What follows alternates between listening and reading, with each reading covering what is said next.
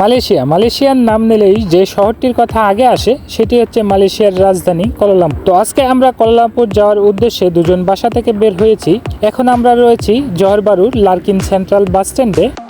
দুটি ticket 80 RM পড়েছে। তো আমরা ডাবল ডেকার একটি বাসের টিকিট নিয়েছি, যা রাত্রি 10টায় জহর বারু থেকে কুয়ালালামপুরের উদ্দেশ্যে রওনা দেবে। হয়তো ভোর 4টা কিংবা 4:30টার দিকে আমরা কুয়ালালামপুর TBS বাস স্ট্যান্ডে পৌঁছে যাব। আমরা ভোর 4:30টার দিকে কুয়ালালামপুর TBS বাস স্ট্যান্ডে পৌঁছে যাই। যাওয়ার পরে 2 ঘন্টা সময় আমরা বাস স্ট্যান্ডের ভিতরে বসে থাকতে হয়, যেহেতু 2 ঘন্টা অপেক্ষা করার পর আমরা বাইরে বের হলাম। সকালবেলা বাইরে বের হয়ে দেখি বৃষ্টি হচ্ছে। তো এখন আমরা মেট্রো স্টেশনে যাব। মেট্রো স্টেশন থেকে ট্রেন ধরে মসজিদে জামেকে নামবো। ওখান থেকে আমরা বাংলাদেশ দূতাবাসের ওই সাইডে যাব। তো অবশেষে আমরা মেট্রো টিকিট নিয়ে এখানে চলে এসেছি। খুব সুন্দর একটা ট্যুরিস্ট বাস। এই ট্যুরিস্ট বাসগুলো কিন্তু কুয়ালালামপুর পুরো শহরটা একবার চক্কর দেবে। যারা ট্যুরিস্টরা আছে তাদেরকে নিয়ে পুরো শহর একবার রাউন্ড দেবে। তো আমরা এখন গাড়ি বুক করেছি, গ্রাব গাড়ি হয়তো চলে এসেছে এখানেই।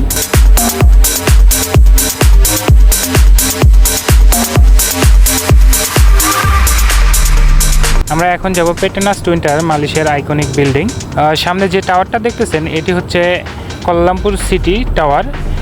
কুয়ালালামপুর শহরের ভিতরে যত টাওয়ার আছে সবচেয়ে উঁচু টাওয়ার এটি। এই টাওয়ারে উঠে পুরো শহরটা কিন্তু আপনি চারদিকে দেখতে পারবেন।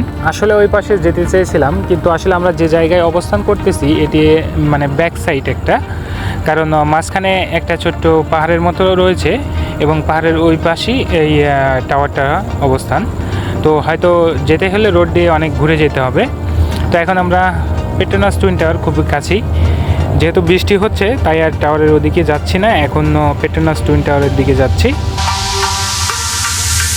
তো সামনে যে টাওয়ারটি দেখছেন এটি হচ্ছে পেট্রোনাস টুইন টাওয়ার, মালয়েশিয়ার আইকনিক বিল্ডিং। একসময় পেট্রোনাস টাওয়ার দুটি ছিল বিশ্বের সবচেয়ে উঁচু বিল্ডিং। 1998 থেকে 2004 সাল পর্যন্ত এটি ছিল বিশ্বের সবচেয়ে উঁচু বিল্ডিং। কিন্তু বর্তমান বিশ্বের সবচেয়ে উঁচু বিল্ডিং বুর্জ খলিফা। 1 নম্বর স্থান ধরে রাখতে না পারলেও 2 নম্বর স্থান কিন্তু মালয়েশিয়ায়। বিশ্বের দ্বিতীয় উচ্চ ভবন মার্দেকা টাওয়ার। যদি সময় হয় অবশ্যই মার্দেকা টাওয়ার দেখতে যাব।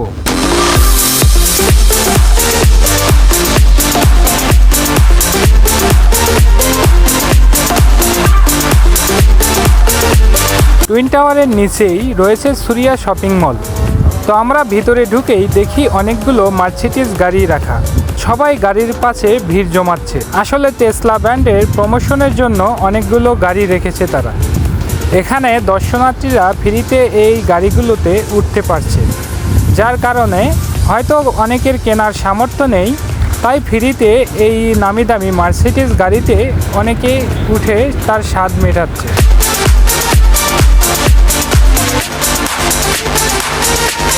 রাশেদ ভাইয়ের অনেক দিনের শখ একটি ল্যাপটপ নেবে। ল্যাপটপ সম্বন্ধে বেশি কিছু না জানলেও তবে সে ল্যাপটপ নেওয়ার জন্য উঠে পড়ে লেগেছে যে আমাকে একটা অল্প দামের সস্তায় একটা ল্যাপটপ নিয়ে দাও। এখানে ল্যাপটপ নেওয়ার জন্য আমরা কয়েকবার শপিং মলের বিভিন্ন ইলেকট্রিক মার্কেটগুলোতে ঘোরাফেরা করলাম, কিন্তু কোথাও কোনো অল্প দামের ল্যাপটপ নাই। আসলে এই সুরিয়া মল এখানে তো এটা বড়লোকদের জন্য মার্কেট, এখানে কম দামের ল্যাপটপ না থাকাটাই স্বাভাবিক ব্যাপার।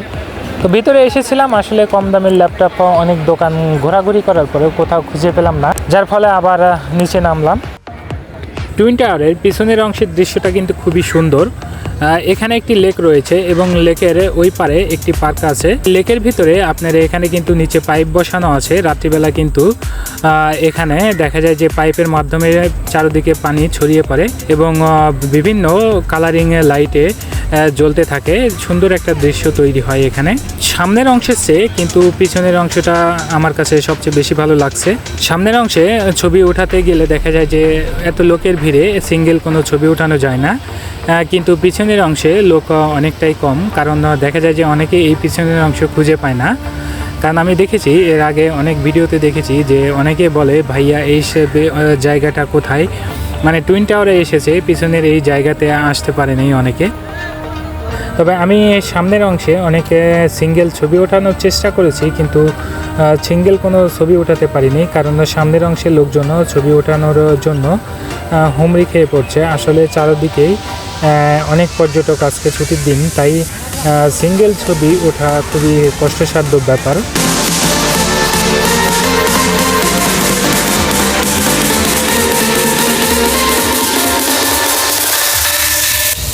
এখানে 2024 ফ্যাশন উইক চলছে। আসলে কী ধরনের ফ্যাশন দেখতে চেয়েছিলাম, কিন্তু অনেক লম্বা লাইন, যার কারণে আর এখনও লাইনে দাঁড়াবো না আমরা, কারণ আমাদের আবার তাড়াতাড়ি যেতে হবে। দেখি যাওয়ার পথে মাদ্দেকা টাওয়ারের ওদিকে যাব, যদি আপনাদেরকে মাদ্দেকা টাওয়ার দেখাতে পারি।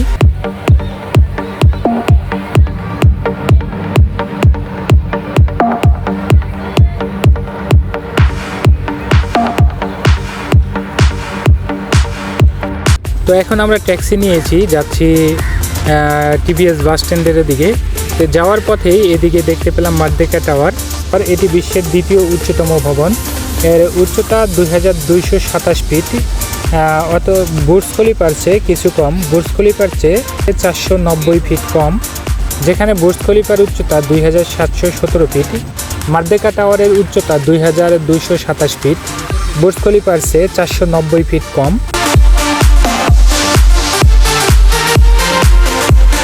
সাম্প্রতিক উদ্বোধন করা হলেও এটি কিন্তু এখন সবার জন্য উন্মুক্ত করা হয়নি, কারণ ভিতরের কাজ এখনও কমপ্লিট হয়নি, কনস্ট্রাকশন কাজ এখনও রানিং চলছে। বাইরে থেকে গ্লাসে মোড়ানো বিল্ডিংটা কমপ্লিট মনে হলেও আসলে ভিতরে এখনও কমপ্লিট হয়নি। তবে আজকে আমাদের হাতে সময় খুবই কম, যেহেতু আমাদেরকে জহরবারুতে ফিরে যেতে হবে, তাই আজকে আপনাদেরকে দেখাতে পারলাম না। যদি আবার আসার সুযোগ হয় অবশ্যই আপনাদেরকে মাদ্দেকা টাওয়ার দেখাবো। আমার নতুন চ্যানেল, যদি ভিডিওটি ভালো লাগে অবশ্যই লাইক, কমেন্ট, সাবস্ক্রাইব করবেন, পাশে থাকবেন। তো এখন আমরা বাসের টিকিট নিচ্ছি, জহরবারুতে ফিরে যাব। ধন্যবাদ সবাইকে, আসসালামু আলাইকুম।